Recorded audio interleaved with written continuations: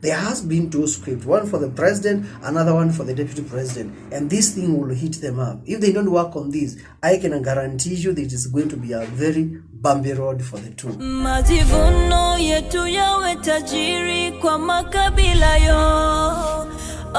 Welcome to Perspective. I'm Jimmy Nix, the guy who tells you what is being said, what is not being said, and what is in between the lines. Yeah, currently we're having a lot of issues surrounding security guards for the VIPs.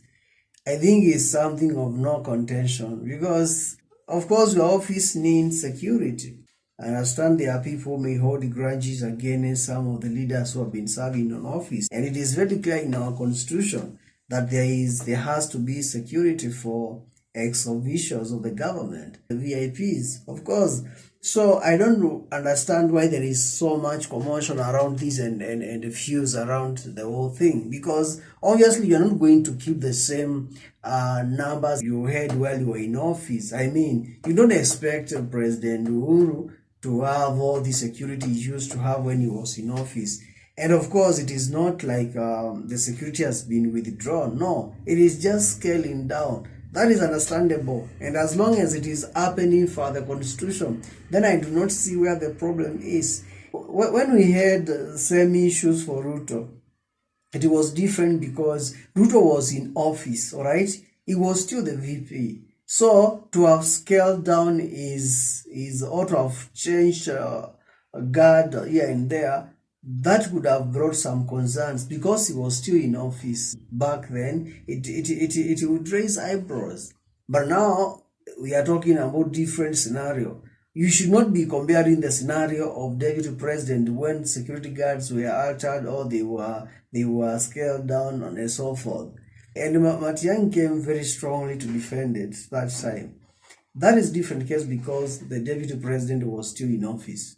But right now we are talking about ex-official. We're talking about someone who has been in office and is no longer in the same office. But it is not withdrawal of the security guard. It is scaling down, which is in line with our constitution. So I don't see anything wrong with that. As long as everything is done by the book, as long as everything is being done per the constitution, then we have no need to have all these views and all that. All right? Yeah.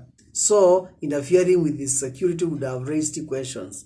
But this one is very different. I mean, the president is no longer in office. I don't know if the timing is right. The timing, it is happening at a time when we have had exchange of words between the government and the opposition.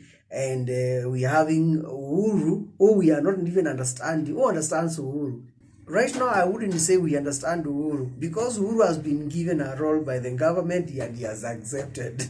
But he still seems to be working for the opposition. If there is a fellow right now who is most confused is Uhuru. I mean, you have been given mandate by the government as an envoy for peace across Africa, and we are still trying to interfere with the same government. And we don't know whether you are in opposition or you are in the government or you are supporting the government. Uhuru, can you just come out clearly to have a stand? If you are in the opposition, be in the opposition, all right? If you want to be in the government, be in the government. Let's have like clarity of purpose. What does Uhuru represent right now? Is he for the government or against the government? You can't be serving two masters at the same time. It is in the Bible.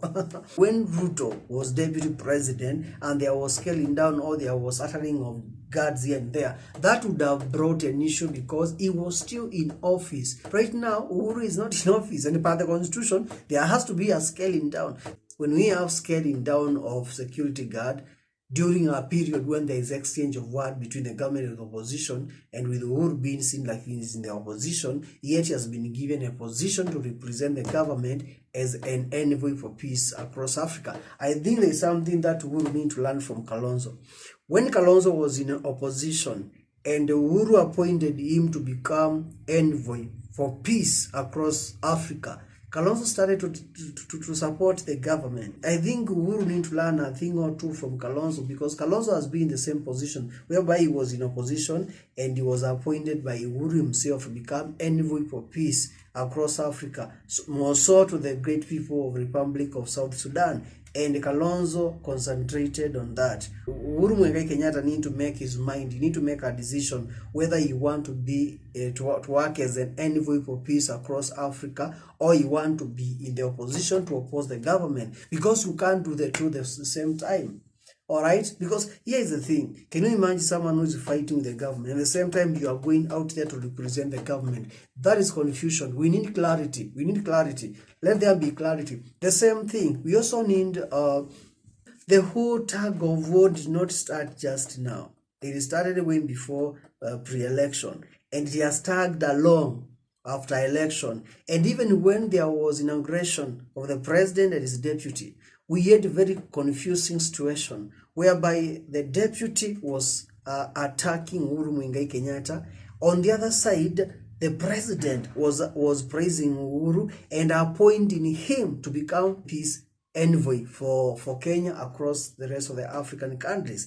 And here there is this is a commotion whereby it is a divided government. This government has been divided all the way from the beginning, and I'll tell you why this government has been divided, and I just need you to go and scrutinize very well. During the inauguration, the president was speaking good things that the president has done, and he was actually saying he has consulted the former president to accept a role to represent Kenyan government as a peace envoy across Africa. But at the same time, we were having deputy president who was trashing. And I just need you to go and listen again to the speeches during the inauguration, and you will realize that the government has been divided all the way from day one. We have our president who says, hey Uhuru, I've consulted you, become envoy of peace across Africa. Then we have his deputy who says, this guy, he has ruined our country, he has done this and that, and he puts or he tarnishes his name before these heads of the states and so forth. It was a very chaotic situation for the two, like the president reading from a different script from the deputy president, or rather the deputy president reading from a different script from the script that the president was reading. And I think if I was to advise the president and his deputy, I would tell them to sync their thoughts together. Otherwise, you are headed for a very rough road. There is no way you can be reading from two different scripts.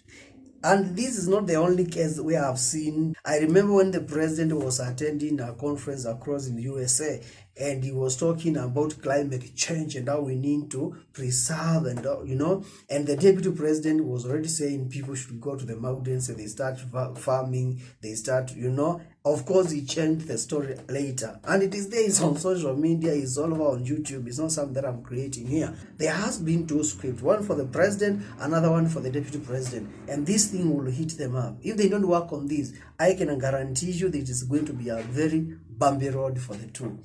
For the former president, he need to read the card very well. And if there is someone who can advise the former president on these matters, it is his friend, Stephen Kalonzo Musyoka. Because Stephen Kalonzo Musyoka has been in this role for a very long time. And he played that card while he was supporting government, and there was a sync. But right now, the president is not in sync with the role that he has been given. You cannot be representing me out there and you are fighting me. You have to choose either to represent me or you let someone else to represent me and you go to oppose me. You get to oppose me, all right? And I'm not here to suggest whether he should be in opposition or he should work with the government. That is not even in my place to say. It is in his place. But he need to come clearly. We need to understand him even as Kenyans, all right? To know whether he is in government or he is in the opposition, so that we can have clarity of thought and we can have clarity of purpose. We can know where we are headed as a people, all right? Yeah, that is my 50 cent. It's been amazing talking to you guys. And yeah, that's my take. I'm Jimmy Nix, your communication strategist. Till next time. Majivuno yetu yawe tajiri kwa makabila yote. Uongozi, uchumi maradufu toka chini na juu.